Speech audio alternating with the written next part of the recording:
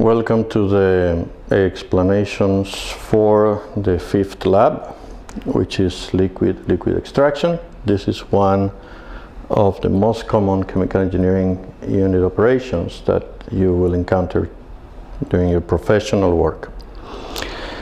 In this case, we're going to do nice extraction because the carrier and the solvent do not mix, do not dissolve. So we are going to have a very sharp and clean transfer of the solute from the carrier to the solvent without any mixing of the solvent and the carrier. So we are going to start with a solution that is in a tank, and it has a red dye. And that solution contains kerosene,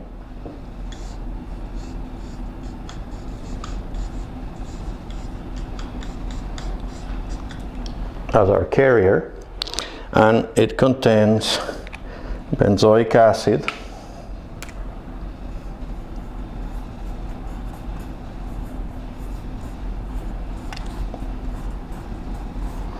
as our solute. The benzoic acid, we are going to represent it just by the letters Ba or B sometimes, and kerosene by the letter K. The benzoic acid is dissolved in the kerosene, and we have a pump that can send that benzoic acid solution into a column, and the column has a number of nozzles in the bottom. The solution of benzoic acid in kerosene, it's contained in tank B, and we send it through a pump into the set of nozzles at the bottom of the column. In the piping system that brings that, we have a rotameter that will allow us to control the flow rate by using a needle valve. So we can control the flow rate, and we will use 4 flow rates for the kerosene: 0.3, 0.4, 0.6 and 0.8 liters per minute. On the other side of the column, we're going to have water coming in from the CT system, or the treated water. Is just going to be water, and the water is clean, has no benzoic acid whatsoever, and we are going to control the amount of water with another rotameter, and that has its own needle valve, and we are going to get a flow rate of 1.5 liters per minute. For the kerosene, we said we're going to have 4 different flow rates: 0.3, 0.4, 0.6 and 0.8 liters per minute. The column will be mostly filled with water, and this water is going to be flowing downwards, and it will exit in the bottom, and there's a valve that controls the exit of the water. If this valve is closed, the top surface of the water will tend to go up. If the valve is open a lot, then the surface will tend to go down. So what we want is to play with this valve until we get that surface at a fixed reference that is in the column, as we see in the video of the equipment. The kerosene will form little droplets that will climb through the column until they reach this interface, and here we will have a phase composed of kerosene. Kerosene is less dense than water, therefore it floats up. And the kerosene will overflow and come to this tank here, A.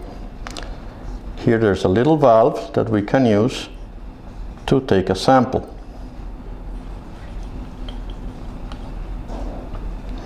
So in this type of setup, the kerosene is our carrier,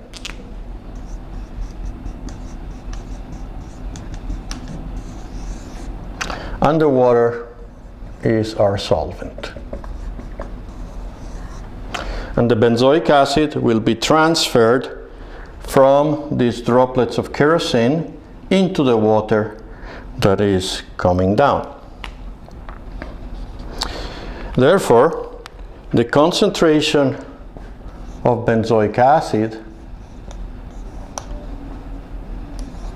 going out will be smaller than the concentration of benzoic acid going in for the kerosene. Concentration of benzoic acid in the kerosene going in is going to be larger than the concentration of benzoic acid in the kerosene going out. Conversely, the concentration of benzoic acid in the water going out will be larger than the concentration of benzoic acid in the water going in. In this case, this is equal to 0, because the water going in has no benzoic acid. So when this water comes out down here,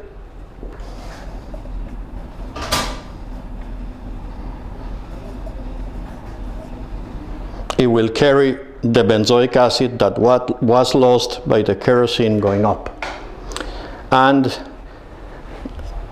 the mass balance for this operation is such that the volumetric flow of kerosene multiplied by the difference of these two concentrations, benzoic acid and kerosene coming in minus benzoic acid of kerosene going out, has to be equal to the volumetric flow of water multiplied by the concentration of the benzoic acid in the water going out. This is going to be our ideal mass balance. So we have to determine these three concentrations of benzoic acid. Fortunately, the one in the water coming in is 0 and it's known. And we control these volumetric flow rates. The volumetric flow rate of the kerosene is controlled by the rotameter of the kerosene, and the volumetric flow rate of the water is controlled by the rotameter of the water. How are we going to determine these concentrations? By a standard titration. We are going to take a sample of the water here, of the kerosene coming in and of the kerosene going out, and we are going to titrate those samples with sodium hydroxide using phenolphthalein as an indicator. Since the benzoic acid is a monoprotic acid, they will neutralize 1-to-1. So we will use a solution, measure the volume that we use to titrate, and then calculate the concentration of benzoic acid. Now, the theoretical calculations that we're going to use to compare the predicted mass transfer to the experimental mass transfer require that you understand one concept here, which is how these droplets and the water are interacting. So imagine that we are looking at a droplet here that is going up. They are kind of squeezed a little bit because they're pretty large. They're not spherical. And it's going up, and the water is moving down. But because the column is rather large, it's about 10 centimeters in diameter, 4 inches, the flow rate of water going down in the full column makes the water move pretty slowly. The water is going to take something like 15 minutes to travel from the top to the bottom. Whereas each droplet of kerosene, it's free, and due to its buoyancy, it will travel from the bottom to the top in approximately 30 seconds. So the residence time of these droplets is short, which means that the hold-up volume is going to be small, about 1% of the total volume of the column. So for practical purposes, this water is, relatively speaking, stagnant. So there is a relative velocity between the droplet and the water, because this is going very fast, and this velocity here, in fact, is going to be very, very small, so small that we could kind of neglect it. And the droplet needs to open its way through water and travel, and that creates sort of some flow lines like this in the water. And there's a relative movement between this droplet going up and the water in the side, which means these molecules of kerosene here are trying to kind of go up, and the molecules of water are trying to stay there, and there's some friction, and that induces an internal movement in the droplet of this sort.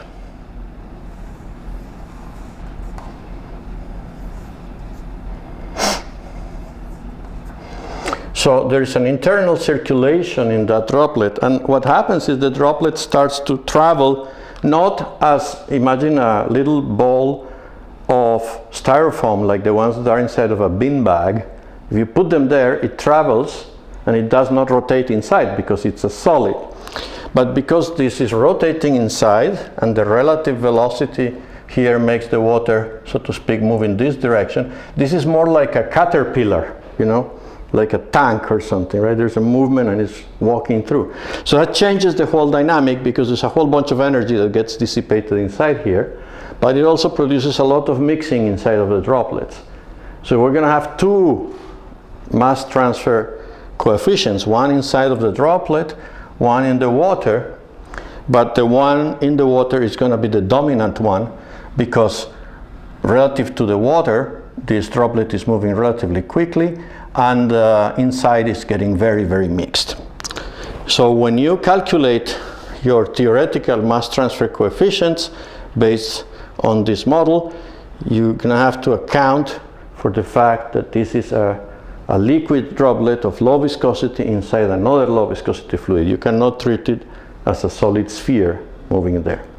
And you can find these equations in Perry's handbook, or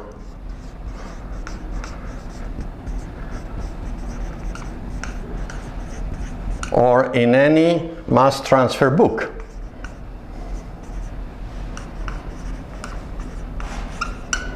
In Cropera, Trable, etc. No?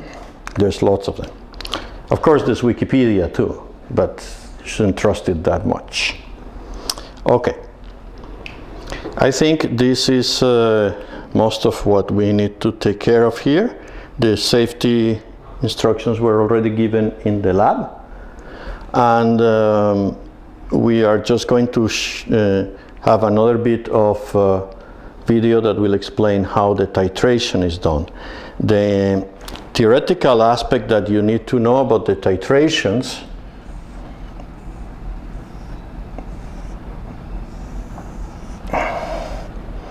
is that we're going to do two different types of the titration of two different kinds of substances.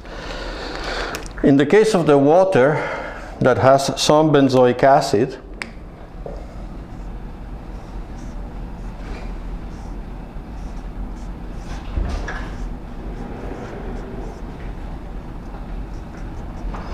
the benzoic acid is going to be partially dissociated, and it will be neutralized easily by the solution of sodium hydroxide.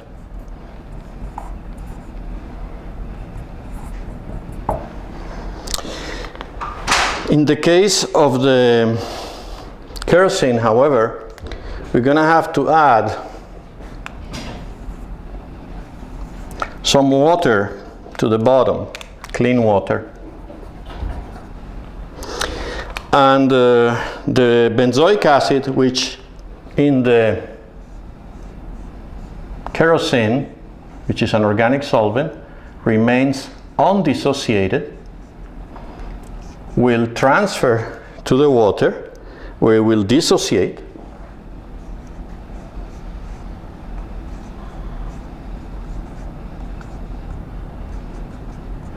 and therefore the neutralization that we're going to do with the sodium hydroxide is going to happen down here in this water layer.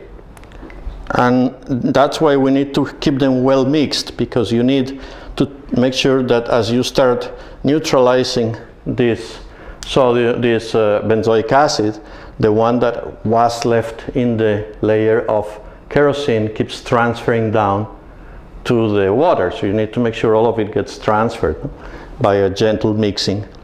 Don't make an emulsion, don't go, because then you separate all the droplets, you don't see anything anymore, okay?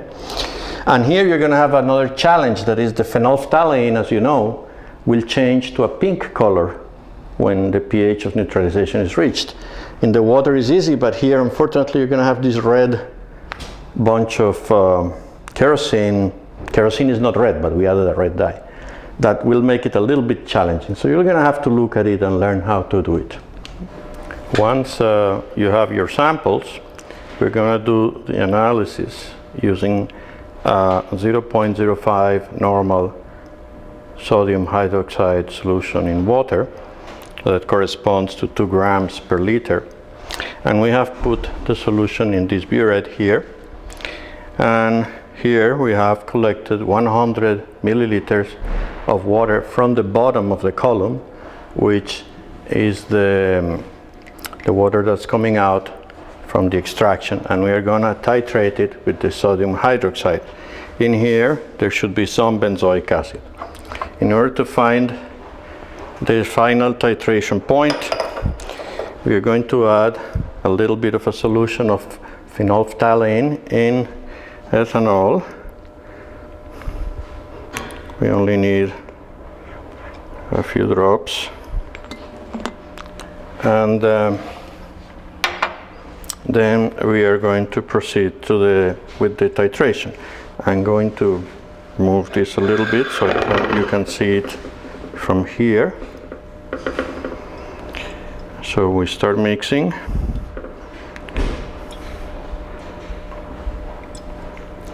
Just make sure it's been zeroed. And as you can see, when the droplets fall in there, you will see that there is a purple color forming. I don't know how visible is there. Yep. Right? And then as we mix the sodium hydroxide, it reacts with the acid and disappears. The turning point will be when we reach a color that doesn't disappear, and at that point we can stop adding the sodium hydroxide. When you mix it, be careful not to break the neck of the burette. Now you can see the color is a little bit more persistent.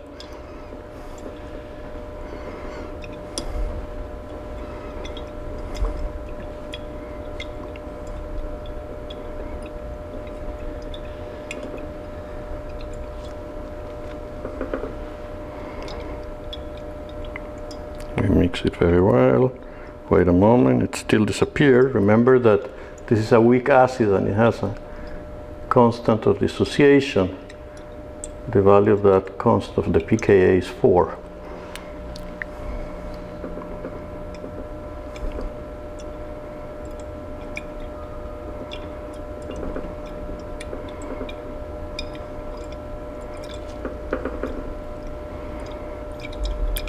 We are almost there, right?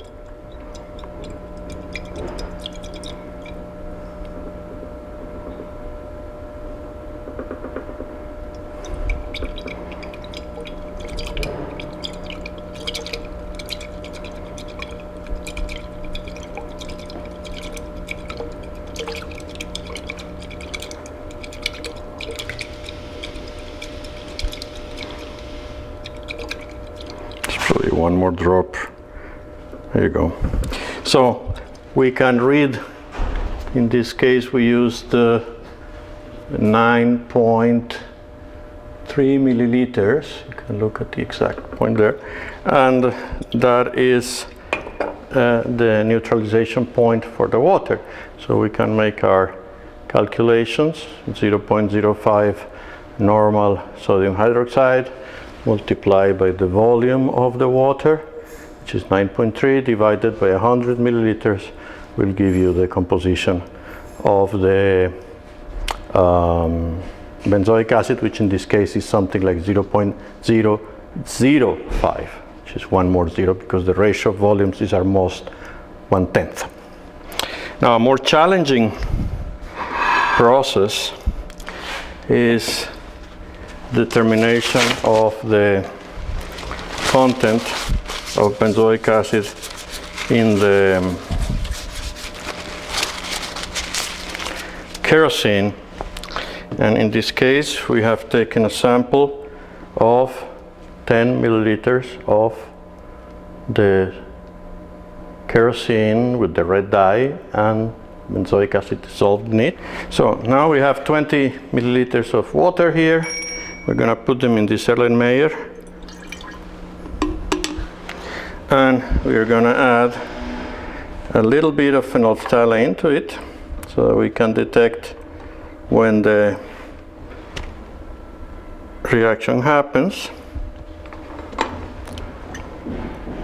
And then we're going to add the benzoic acid in kerosene on top of it. Now, this is going to make a layer above, a thin layer above, because it's less dense. But as I mentioned before, the issue here for titration is that we need to be able to see the pink color forming in the bottom there. So we're going to start doing the same process of titrating with the sodium hydroxide, and then looking at the bottom. So right now I can see when my drops fall down, the fuchsia color of the phenolphthalein is slightly different from the blood red. So now we have observed that there's been a change, and in the bottom here, if we look against the light, it's still a little bit pink. Now the pink is gone, because now it's at that point where it's almost about to change, right? So the color takes a little time. Now some of it's spilled here, and especially because there is a time it takes not only to react but to transfer the benzoic acid from the kerosene to the water phase. So every time we need to mix very well and then wait a little bit and see. Now it's gone, it's transparent again. So we're going to add a little bit more. Now it's pink, but we need to wait a little bit, see if it stays there or not.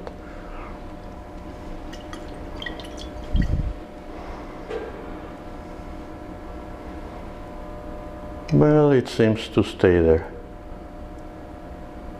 So we have about 10 milliliters of this solution.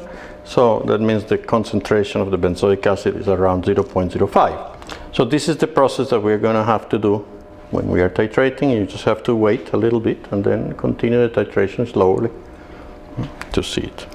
This is our liquid-liquid extraction apparatus. As you can see, we have a column of water for which will be bubbling a combination of kerosene and benzoic acid through the column.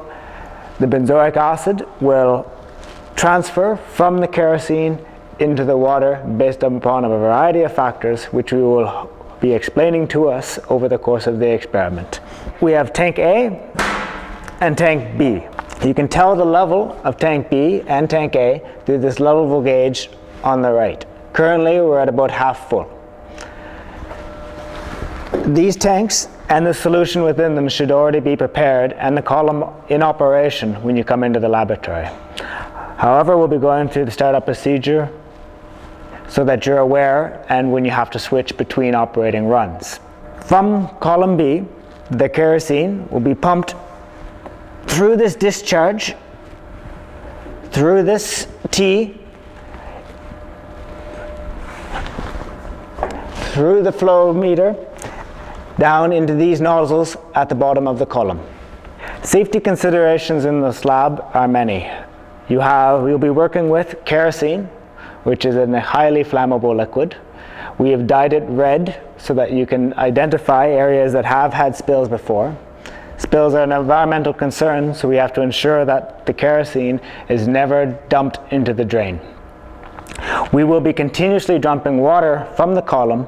However, as water has a higher density than the kerosene should never reach the bottom of the column and should never be lower than as indicated at the top of the column by the yellow flag near the top. The water-kerosene interface should be maintained throughout the entire laboratory at that yellow flag. It'll be one student's job, preferably switched between students through the duration of the lab, to maintain that interface at the flag. This will be important both for safety considerations and for the quality of results from your experiment. Other safety considerations for this lab: we are working with a very large glass column. Please keep this in mind that we will not be swinging any metal objects in or around the object.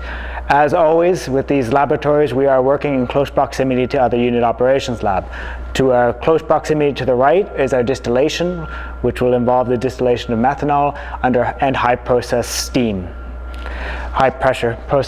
To the left, we're working with a heat exchanger, also working with steam. Please be aware of your surroundings and try not to interfere with the operation of the other unit operation laboratories. Additionally, to move the kerosene from between tanks and into the column system, we have a large pump that will be continuously on through the duration of the experiment. We're not pumping from tank A to tank B or within the column. We'll be drawing from tank B and discharging into tank B. That should be the default setting for the pump for the duration of the laboratory. Currently, the suction is pointed this way towards tank B, as is the discharge. In this configuration, we're able to turn on the pumping apparatus.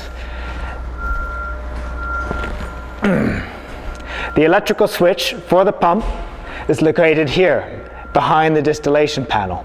Again, this should be on for you at the beginning of the experiment.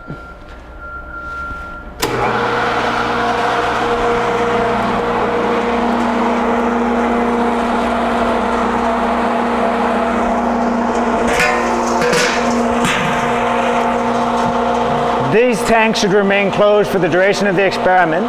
However, at the beginning, you can take a check to ensure that the circulation is occurring within the chamber. Once the tank is open, you will be getting some odor from the kerosene. To redirect the pump into the column, you'll take the discharge, move it to the column. We're also going to move the T to the column position, move the discharge to the column position, and open the needle valve for the flow meter. At this point, you'll see the kerosene coming through the nozzles in a variety of different regimes, passing the kerosene through the column, allowing the benzoic acid to be extracted from each bubble with different characteristics and forming an interface at the top. Once it reaches the top, the kerosene will overflow the column, come back down this tube, and be deposited into tank A. Over the course of the entire experiment, we'll be turning on water flow, which will be moving into the column, turning on the water discharge, which will allow a counter-current liquid-liquid extraction. The water will come in from the top, come out to drain over onto the right, where the water and benzoic acid will be put to drain. Whereas all the kerosene will be collected within the tank A. You will be taking samples during the experiment from the discharge of the raffinate and from the water discharged from the drain. You'll then titrate these samples using phenolphthalein and caustic, looking for the reaction that will be pink in color. Once you've titrated the sample, you'll be able to get a concentration of the amount of benzoic acid both in the original kerosene, from the kerosene once it's gone through the column, and from the water upon discharge. You will then be able to perform a mass balance over the entire system and look at how the benzoic acid has been transferred from the kerosene into the water under different characteristics. One of the more difficult components of this laboratory will be maintaining that liquid kerosene interface near that yellow flag. You must adjust the outflow of the water to maintain that interface as close to the flag as possible for a fixed inflow of water. The water rate will be maintained constant throughout the entire experiment while you vary the kerosene flow rate. In order to get that interface maintained at the level, you must adjust this with the help of a student watching that interface and another operating the outflow needle. Throughout the unit, these laboratories, we employ a variety of different styles of flow meter and gauges. You notice that these gauges are not marked with engineering units. There is a calibration to the left which are used to gauge what these increments and striations mean in terms of engineering unit. This type of float, as is currently, as we increase the flow rate, will of course go up, decrease, go down. It is properly read by the wide part of the upper flange. So currently, we'll put the water flow rate to 40 and is maintained at the wide part of the lower flange. Again, the water flow rate will be maintained constant throughout the entire experiment. On the right, it is slightly more difficult to see as it is stained by the red dye that we add to kerosene. However, it is a slightly different design to this. You'll be adjusting or reading the flow from the very top of this float, which is flat on the top. As you increase the flow rate of kerosene up to the maximum, you'll be capped at about 100. This is about as much kerosene as you want to put in the system at any given time. You notice that the regime of bubbles exiting the nozzles has changed dramatically from the lower flow rates. This will be a large discussion point within your experimental results. Mass transfer process happens from the kerosene, which has the high concentration of benzoic acid, to its surrounding water, which has a lower concentration of benzoic acid. Now the values are relative because the solubilities are different. Fortunately for us, the kerosene is completely insoluble in water and the water completely insoluble in kerosene. So the only material that will be transferred is the benzoic acid. If you imagine that my fist represents one of these ascending droplets, you can imagine that when the droplet is moving, some benzoic acid is leaving and going into the water. However, you cannot treat these droplets as a solid because in the surface of the droplet there is a friction, and that induces a rotation inside of the bubble of the droplet, and you get internal convection. So the mass transfer coefficients that we are going to calculate theoretically depend on not only the relative velocity of the droplets with the water coming down, but also on the internal flow of the droplets. And it's a whole field of study how droplets moving through a fluid, in this case an almost stagnant fluid, develop a mass transfer coefficient. To characterize the volume occupancy of each one of the phases, we are going to estimate the time it takes for each droplet to go from the bottom to the top.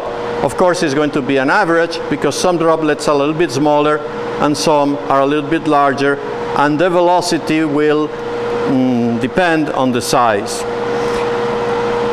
Our experience is that it takes in the order of 30 seconds for the droplets to travel from the nozzle all the way to the interface. So you expect to observe a figure of that order. If you multiply the time, which is your residence time, right, by your flow rate, which you can calculate by looking at the rotameter or by setting it in the rotameter, then you can calculate the total volume of kerosene that is contained within the column at any given time. It turns out that that volume is relatively small compared to the amount of water, of the order of 1% of the volume of the water. The water, which has a flow rate of 1 liter per minute, occupies this column, which is 4 meters tall and about 10 centimeters in diameter, or 4 inches.